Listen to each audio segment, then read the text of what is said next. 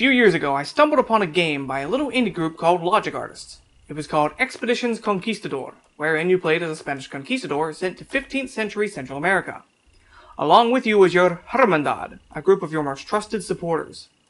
Well, Logic Artists has recently released a new game in the Expedition series, Expedition Vikings. And that is why those of you following me on social media have seen very little of me over the past few months. In Vikings, you have a herd with you, which is your most trusted supporters amongst your tribe of Scandinavian warriors. These herdsmen are the characters you will travel through Denmark and the British Isles with. They are your only supporters when you cross the ocean as a Viking. So, were there similar ideas to the Hermandad and the herd in Japan? Of course there were. They were called Hatamoto.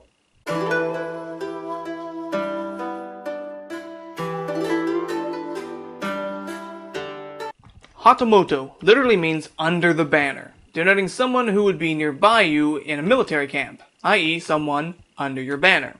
You see, hata means flag or banner, and moto, of course, means underneath, or at the base of. Hermandad, as I mentioned from Conquistador, means brotherhood, and can easily be compared to the Italian term fraternity. Hermandads were essentially groups of vigilantes who took up arms to protect the local populaces of Iberia from the Moors. One theory is that they actually modeled themselves off the Shurta, an Islamic peacekeeping force of the post-Muhammad Muslims. I find this ironic since they were Christian Spaniards who, ostensibly, were protecting fellow Christian communities from invading Muslims by acting like the Muslim police. A good example of a Hermandad in contemporary media is actually, strangely enough, Kurosawa's epic film, Seven Samurai. In the movie, a group of, you guessed it, 7 samurai gather together to protect a village from bandits. This would be a Japanese version of a Hermandad. As for the Viking version of things, a herd was a group of a Scandinavian lord's closest personal retainers. You may have heard of huskarls, that is, freemen of the house. Freemen, of course, referring to the fact that they were not slaves, and the house referring to the immediate household of the lord in question. Huskarls were also known as herdsmen, members of a lord's herd, his household. This is because, in Scandinavian societies, lords would often have large houses, hence the term longhouse, where their immediate family and servants would live in the longhouse with them. If not inside, then they would often live very nearby. So someone who lived in the lord's house and served the lord and his family could be a member of his herd. So I told you all that to tell you this. Hatamoto were similar to Hermandads and to huskarls, but they were not the same. The Hatamoto were the closest retainers of a daimyo. They may be family members, or just clansmen from a family who had served loyally, perhaps for a very long time. In our story of Minamoto no Yoshitomo's betrayal of his father and brothers, the two men I mentioned who carried out his deeds, Kamara Masakiyo and Hara no Yoshimichi, they would be similar to Yoshitomo's Hatamoto. Minamoto no Raiko's 4 chief retainers, Watanabe, Usui, Urube, and Sakata, would be his Hatamoto.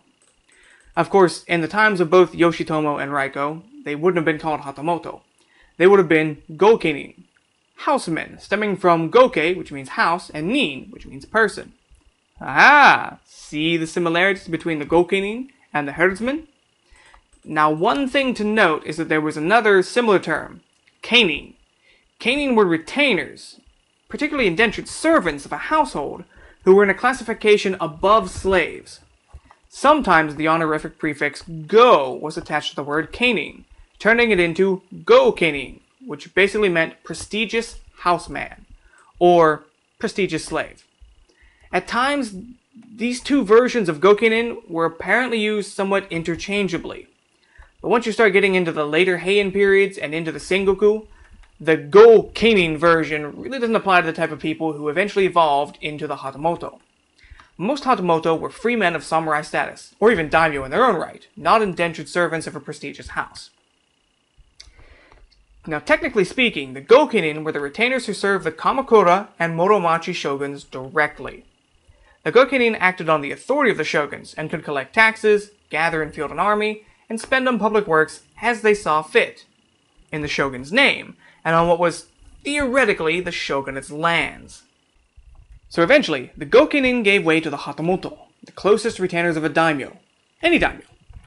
Now, as I said, technically speaking, the Gokenin served the shogun directly. but Hatamoto could serve anyone. In the game series Total War Shogun, a general and the lords have a slew of elite armored cavalry guarding them. The game refers to these horsemen as the lords Hatamoto. Technically, the term Hatamoto could refer to anyone working within Lord's command tent. The person in charge of Lord's camp guards was the Honjin Hatamoto. Now, eventually, as we get into the Edo period, Hatamoto became the title for the closest retainers of the Tokugawa shogunate.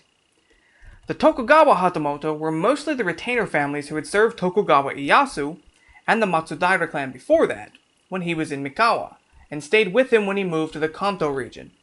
Clans like the Yi, Honda, and Sakakibara. Hatamoto were generally given lands surrounding the Tokugawa's own domain. This is because they were expected to be the most loyal and dedicated to the Tokugawa cause. This created a buffer zone between the Tokugawa and the Fudai, the inner lords who had supported Tokugawa at Sekigahara, but did not have the tenure under the Tokugawa to be Hatamoto.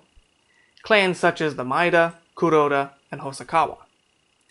Outside of the Fudai were the Tozama, daimyo and their clans who fell in line after Sekigahara, but were either neutral in the fighting or had actually supported the enemy during the battle. Clans such as the Shimazu, Mori, and Tachibana. Just like the various levels of daimyo, there were also various levels to the Hatamoto. On the higher end, you had Hatamoto who were promoted to daimyo level status like the Yi and Honda clans, which held over 150,000 koku domains each. When Hatamoto held daimyo titles, meaning they had more than 10,000 koku worth of land, they were often placed into the Fudai daimyo classification, because they were no longer really Hatamoto. They ruled their own lands now. Legitimate Hatamoto would, essentially, make less than 10,000 koku per year. Beneath them was a class that utilized the term we've already heard before, Goukenin. Only now, these two terms mean something much different than when they were first introduced. Goukenin and Hatamoto were both direct retainers of the shogunate. However, Hatamoto were the higher class and were granted permission to request an audience with the shogun himself. If they were in town and dinner was held, they could presumably sit in the hall with the shogun as one of his retainers. Goukenin, however, did not have such permission and were not allowed audiences with the shogun. That is not to say that Hatamoto were always better off than Goukenin, but a Hatamoto was likely to have higher income, more control of their lands, and had more chances for promotion. Even so, I've read that during the Edo period, nearly a quarter of the Hatamoto ranks were destitute. There is a term describing how powerful the Hatamoto and the Goukenin were. Numerically speaking, of course. The Tokugawa utilized the term Hatamoto Hachimanki, or the 80,000 shogunal retainers. In reality, there were likely only around 6,000 Hatamoto during the Edo period, and about 20,000 Goukenin at their most numerous. Now, for a smaller daimyo, their Hatamoto would consist of their most ardent personal retainers, much like the herdsmen of Expedition Vikings are to your main character.